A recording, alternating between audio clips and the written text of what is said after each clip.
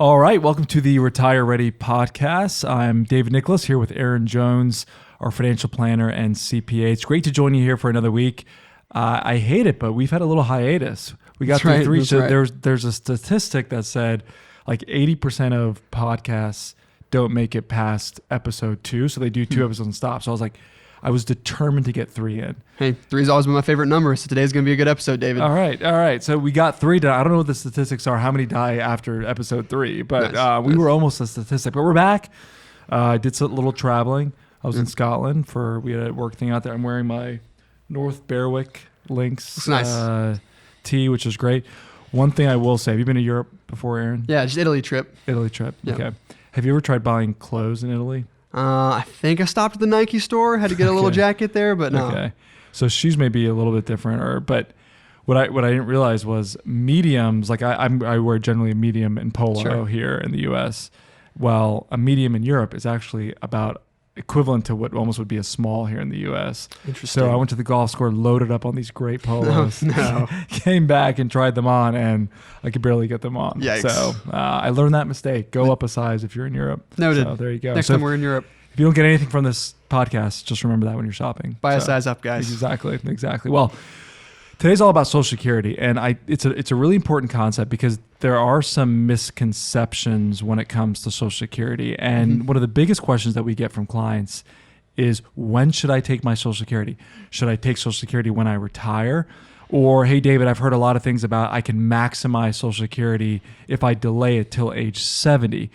And really today, as Aaron and his team have spent some time really crunching the numbers, I had just from the amount of planning that we've done, in my head, I kind of knew generally what we see, but I was like, Aaron, let's put some math behind it to actually see what makes sense. And so let's just talk through that a little bit. So what we did is we ran some assumptions. Walk me through what our assumptions are here. What type of client this is, what is their age? Yeah, so it was the client about to retire. They're a year away from retirement, planning on retiring at age 65, right? Saved $1.5 million, right? All pre-tax money though. So it's all traditional IRA by the time they retire. And so they asked us, hey, like, do I turn it on at age 65? Their full retirement age is a year and a half later, 66 and 10 months. Okay. Right? But they could also wait to 70, right? Because again, every year you delay, you're going to get more benefit. Right. And that's often what we hear is, hey, why don't I wait? I'm going to get a bigger benefit. Okay. So client 65, husband and wife, 65 years old, Yep. they retire. Yep. But the question is, their full retirement age isn't until 66 and 10 months. And just for our listeners, what makes it what's important about your full retirement age? It's not that your amount changes. It's just that's the year where you actually could still work and earn. I forget what the number is for 2023. About 20,000, around 20,000. Yeah, a little over $19,000, where you could still make as much as you want and still claim your Social Security. That's right. If you're 65 or any age prior to your full retirement age, and you turn on Social Security but still want to work, if you make more than the 19,000 roughly, you get penalized. Yeah. So FRA age is important because you could technically, if you still wanted to work, not that we recommend this, but you could work and still get your full Social Security benefit. That's correct. And there's no penalty. Yep. Okay. Yep. So here's this client. They saved $1.5 million for retirement. They're 65 years old. So let's talk through here. What's our first? Well, let's just look at age 65. And we can look at, let's just go from the extremes. We'll go 65. Well, actually, let's start with the full retirement age. Cool, let's go. Okay. So here they are, 65 years old, $1.5 million. They're getting a 4% conservative rate of return on their $1.5 million portfolio. And that's a big assumption. Yeah. Right? Rate of return is always going to matter. We're going to model everything conservatively. Okay. Just because I'd rather be more conservative with estimates versus aggressive. Yep. Okay? Yep. So at a 4% rate of return, comparing that, turning it on Social Security at 65 versus full retirement age, 66 and 10 months. Okay, so almost a year and 10 months, essentially. That's right. Okay. So the idea is, okay, I'm going to get a bigger benefit by delaying it for those 2 years, right? Yep. But if I don't delay, I don't have to withdraw as much from my retirement portfolio. Those are the two kind of thoughts we've got there going on. So let's just say at 65, this client turns on their Social Security right away. So they don't wait till FRA age. They definitely don't wait till 70. Right. 65, they retire. They turn on their Social Security. At age 90, they've got about $1.635 million in their portfolio. That's right. Okay. So that's the 90 number. Well, what if they waited till age 66 and 10 months. So a year and 10 months delaying. What do they have in their portfolio at age 90? Yeah, at age 90, again, we're pretty much on par, right? Again, age 65, turning it on, 1.635 million. Turning it on at full retirement age, 1.641. Okay. Right? So again, the longer we go on, the longer you live, usually what works out is you get a bigger benefit, right? The bigger benefit's going to pay out more over time. Yeah. Right? So for a lot of our clients maybe have longevity in their family, hey, there's a reasonable discussion around waiting around Social Security. Okay. Right? But again, we have to factor in risks here, right? Fiscal risks, longevity, right? Because if we play this back a little bit, at age 85, here's a big difference, right? Age 85, if we turn it on early at age 65, right? We're gonna have about 1.75 million still in your retirement portfolio, right? If we wait to turn it on, right? You're only gonna have about 1.735. So you're $25,000 less, Correct. roughly by delay. So you're actually worse. So you were worse off by $25,000 at age 85, delaying Social Security 66 and 10 months. So that's interesting. Yep. So really, on our 90 number, where it benefits you delaying Social Security until FRA is if you live beyond 90. But even if you live beyond 90, the benefit is what? I mean, I'm looking at if you make it all the way to age 100, you're about $90,000 better off by delaying it. Right. And that's 90,000, not in today's dollars. No. That's 90,000 in dollars. Future in 40 years from now dollars. Right. So you could argue that in that situation, it's not necessarily better to delay it. It's not a huge difference. It's not a huge difference. It's not a huge difference. But really, if you pass away prior to age 90, you're actually worse off, That's right. essentially. Okay, so what about, because here's the thing that I always get to is I'll have clients go to these seminars. David, there was this person up front. He was talking about maximizing my Social Security, where we can push it to age 70 and then we draw down off our investments. So let's let's say they still retire at 65, but they delay their Social Security till 70 because that's the max that you can delay your Social Security until. So what does that number look like? So let's just look at ages. We'll look at 90. If they turn on Social Security at age 90, they have 1.635. I'm sorry, if they turn on their Social Security at age 65, they've got 1.635 million in their portfolio. What do they have at age 90 if they delay till 70? Yeah, and this is where it really matters. Only about 1.539, right? So you're talking about $100,000 difference roughly there. If you waited just to maximize your Social Security benefit that would pay out. So if they delay, so Social Security would be the max they could get. Right. They're actually close to $100,000 worse off by delaying Social Security till age 70 versus turning it on at 65. Yeah, it's a common misconception, right? The idea that, hey, I'd rather draw down my own money to delay Social Security versus just going ahead and taking Social Security and keep more of my portfolio intact. Right, because what I always hear is, well, David, Social Security is going to grow at 8% per year if I delay it past my FRA age. Right. My investments may not be earning 8%, so it's better for me to delay my Social Security. Yep. But that's the wrong way to look at it. That's right. So it's true, though. I bet you the person delaying till 70 probably gets more out of Social Security. That's correct. So it's almost a half-true statement. Right. If you delay till age 70, you will maximize more than likely your Social Security. Right.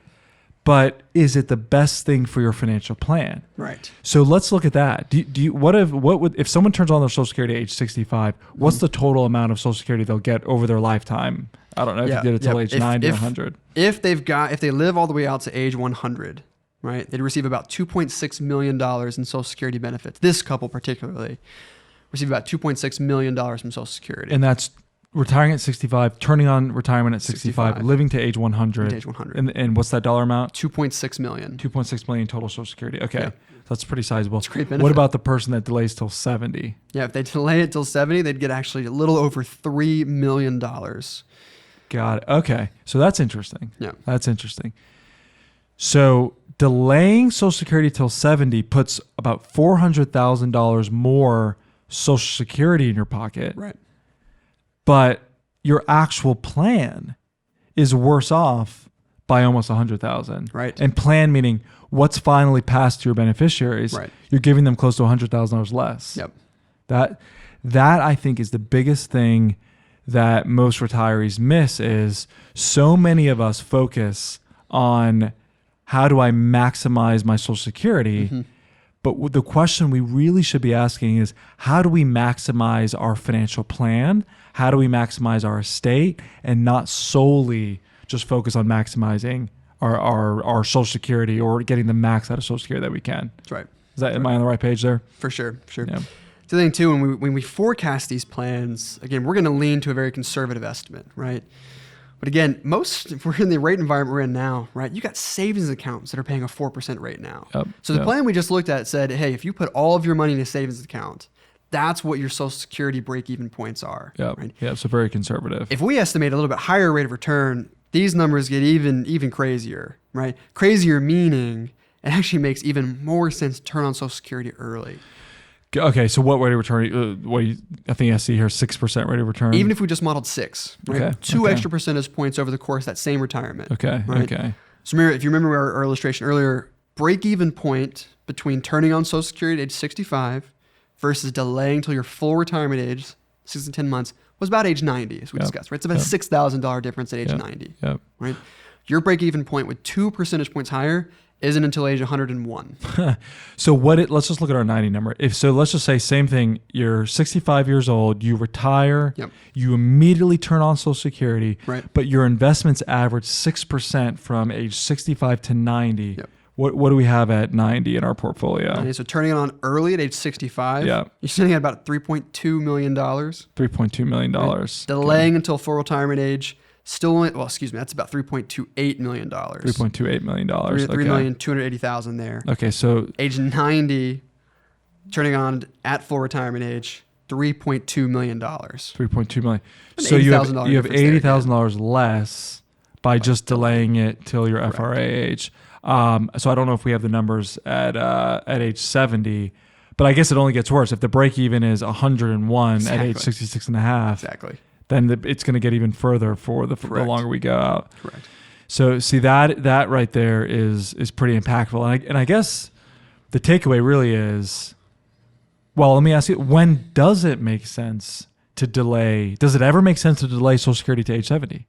I mean, based on these numbers that we're looking at. There may be a few nuanced situations where we could argue for that. Okay. Right? Maybe you intentionally saved up a large cash balance that you want to use and not invest to fund your lifestyle to delay Social Security. In that sense, great. You could delay and have a bigger benefit. Say you have a few $100,000 in savings, it's not earning much. Right. You could draw that down, delay your Social Security. Correct. Okay. Yep. Okay. Other than that, I mean, maybe you've got a large pension that's going to pay you out over time, and that covers all that you need. You don't have a monthly shortfall where you would have to pull out from your investments. That could be a situation. Well, I think that's the big one, right? Yeah, pensions for sure. Say you have, and I guess we should say, what was the monthly shortfall on this? Great reminder. So this assumed you were going to get at 65 about $4,000 from Social Security. Okay. Right? Okay. Between your husband and wife, about $4,000 total Social Security. But you needed about $7,000 a month in expenses to maintain the same lifestyle. Utilities, eating out, That's groceries. Right. So $7,000 a month expenses in retirement. Correct. So $1.5 million in a portfolio, $7,000 a month of expenses in retirement. Yep. You've got $4,000 coming in from Social Security between husband and wife approximately. So you're short about $3,000. That's what I'm seeing here. Yep. So it's the shortfall that really is the determining factor of whether you have to turn on Social Security or not. It's a big factor. Do we have any data? I don't know if we did anything on not having a shortfall, but I think it comes down to the big reason why you could delay or would delay till 70 is if you just didn't have a shortfall. So let's just say you had $4,000 a month coming in Social Security, or I'm sorry, let's just say you had a pension that was $4,000 a month and your expenses were $4,000 a month. Right. You could delay Social Security, and then yes, that would maximize how much you would get for Social Security. That's right. But outside of that, I mean, again, this is a matter of where are you taking money from to maintain your lifestyle, to pay your food, pay for utilities, pay for travel and retirement, right? Are you going to take that from your own pocket, right, or from somebody else giving you it, right? That's kind of the analysis we've run here. Say that again. When you say getting it from someone else giving it, what do you mean by that? Right. Sorry. Either by taking it from Social Security, right? Someone else paying you, right, into what you've been paying for every year of your life, that Social Security tax, right? Or taking it from your own investments, which again, you've still saved money into. Right. Yeah. So I always say is, and I also from a risk standpoint, I don't necessarily love the idea of delaying Social Security till 70. Let's just say I'm 66 years old, delaying it till 70. Because if I'm delaying it till 70 and I have a shortfall, I've got to plug the gap for expenses from somewhere. So what that means is I'm selling off my stocks, or I'm selling off my dividend or income producing investments to plug the shortfall.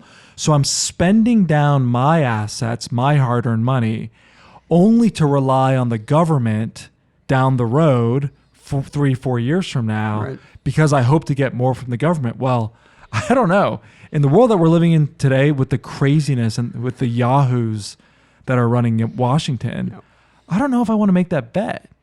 I'd rather take what I can get now, David. That's kind of what I'm thinking. Yep. So we've talked about this before on our radio show. Is 2035 is really the date to look at, because 2035 is the date that, just according to the most recent, actually I think they even moved that up a year because of the COVID era stimulus and debt spending. But approximately 2035, that's the year that Social Security Trust Fund will completely run out of money. And well, what does that mean? Does that mean there's no Social Security at 2035? No. It just means that the FICA taxes that we pay, so for those of us that are working and we have W-2 income or even 1099 income, there's about 14% of our paycheck is going to FICA taxes. Well, I know we'd love to think that all of the money that we paid into Social Security for all those years are in a lockbox somewhere, and they're just waiting for us to pay when we need Social Security, but it's not. It's the young workers today are paying for, or the Americans that are working today are the ones paying for those that are getting Social Security benefits. So those FICA taxes only account for about 75% of the Social Security budget. The other roughly 25% comes from this trust fund. And it's that trust fund that will be depleted by 2035. So if Congress doesn't act, and if you've seen how ridiculous these debt ceiling negotiations have been, I mean, we can't even come together on something as simple as that. It's kind of hard to call it a negotiation. Exactly. Yeah. I mean, there was almost no negotiation. Right. But do we really expect our elected officials to negotiate around when it comes to Social Security? I mean, I hope I'm wrong, but worst case scenario for Social Security is 2035. It's not that Social Security is going away. It's just we would only potentially get a cut. We would get a cut, potentially the amount that the trust fund would cover. So you could see a 15% cut to a 25% cut of Social Security right off the top. And I think that's what's scary. Yeah, I agree there. And that's why it's important to have an income plan, right? Modeling out these performances based on drawing down your own investments or using Social Security to funnel that withdrawals. Yeah. So let's talk about taxes. This is another question I get a lot of time. Obviously, Aaron, you're a CPA. Talk to me about Social Security taxation. I think it's ridiculous. If we think about Social Security for a second. I know where you're going. With Social Security, we take our own money and we put it in. We pay taxes of our hard-earned money. That goes to fund our Social Security. And then the government just gives us back our own money that we put in. They give it back to us, and then they have the gall. And it can still be taxable. To tax us on our own money that they're giving back to us. So they take it from us, and then they give it back to us, and they tax us. Only the U.S. government could come up with such a scheme. But talk to me again. Remind me how Social Security is taxable. What do we need to know about this? Is there ways to get around that? Yeah, so it's one of your more complex income sources that's taxable, right? And how they base it is around your provisional income. That's what the IRS code calls it, provisional income. Right? So what that is, that's 50% of your Social Security benefit, right? Plus all of your adjusted gross income. So that's pension income, that's withdrawals from retirement accounts, particularly your IRA accounts, 401k accounts, right? Any interest or dividends that you earn from investments, all that's included in your AGI, adjusted gross income. Right? So once that reaches a level of about $32,000 for a married couple, right? A level between $32,000 and $44,000, then up to 50% of your Social Security benefits could be taxable. All right, let me give you some math here. Let's just say I have $20,000 of a pension in retirement, and me and my wife's Social Security is $40,000.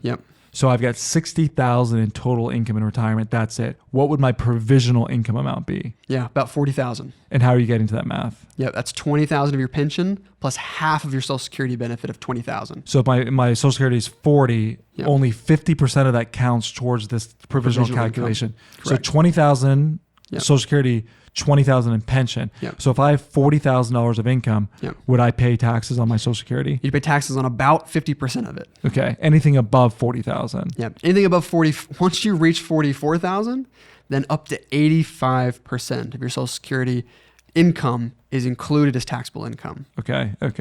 Now they give you, no more than 85% is going to be. So we know 15% is not ever taxable. Got it. But still, right? Yeah. Like you said, you've been paying into this. You've paid taxes on this your whole life. Yeah. They're giving you back your own money, and there's still a high probability you'll pay some type of tax on that. So it looks like just the numbers here. So if you file a joint return, if you have provisional income between 32,000 and 44,000, 50% of your benefit is taxable. Up to 50% of your benefit would be taxable. If you have more than 44,000 in provisional income, up to 85% of your benefit is taxable. It's substantial. So basically, if I'm someone that has a $20,000 pension, $40,000 in Social Security, I would fall in that 50% of my benefit would be added to my taxable income. Right. So that's interesting. Now, are there ways to have, what about Roth IRA withdrawals? It's one of the big. Does that count towards provisional income? It does not. Okay. It does not. That's just a traditional withdrawal from retirement account. Right? Okay. Meaning no taxes. So if I have, let's do the same scenario. Sure. If I have 40,000 in Social Security, but I have 60,000 in Roth IRA withdrawal. So I have $100,000 of income for the year in retirement, 60,000 in Roth IRA withdrawals, 40,000 in Social Security. What would my provisional income be? Provisional income is still about 20,000 because it's based on the 50% of your Social Security. Okay. But we're under those income levels, right? Meaning under that scenario, you'd have no federal income taxes owed on any of that income. So no federal income taxes, no on my Social Security? Not on Social Security, not on your Roth IRA withdrawals. Yeah. See this? So theoretically, I could have $100,000 a year income in retirement. If it's all coming from my Roth, I get around taxes on my withdrawals on my Roth, and I have no taxes on my Social Security. I'm completely tax-free. Completely tax-free. It's amazing. That's pretty incredible. That's pretty incredible. That's why we really need to consider, do we convert to Roth today? Yeah. Right? We've talked about it on the podcast and I believe on the radio show as well. Taxes are at lows from the last 40 to 50 years. Yeah. Right. And they may only be this way for the next 3 years. Yeah. Right. So it's really important for us to consider, hey, maybe we should consider moving some money from IRAs to Roth IRAs. That's good. Well, I think the big takeaway from the show today is if you're someone that's considering, hey, do I turn on my Social Security when I retire? Should I delay it until age 70? I think the math is pretty compelling. If you have a shortfall in retirement, meaning if your expenses, for example, are $7,000 a month and your Social Security would only generate $4,000, so you're short $3,000 a month, it makes sense to go ahead and turn on Social Security. It does. When you retire. That's right. I mean, the only way it would benefit you is if you live well beyond 90, and really in some cases, depending on what the rate of return is on your portfolio, you'd have to live beyond 100 for it to make sense to delay your Social Security. Yeah. Obviously, every case is different, but based on what we see, the triggers, if you have a shortfall in retirement, you more than likely should consider turning on your Social Security when you retire. That's right. And I mean, that I think is such a different way to look at it. So many advisors, so many clients are focused on how do I get the most out of Social Security? And really, I think to win in retirement, you should be asking, how do I maximize not my Social Security, but how do I maximize my financial plan? Exactly right. Awesome. Well, thanks for joining us for another week of Retire Ready. Hopefully you're able to get one or two things away from this podcast that can make a positive difference in your life. Aaron, CPA, financial planner, thanks for joining us today as well. Have a wonderful week. God willing, we will be back for episode 4 of the Retire Ready podcast. Looking forward to it. Thanks for having me. Absolutely. Thank you. Bye.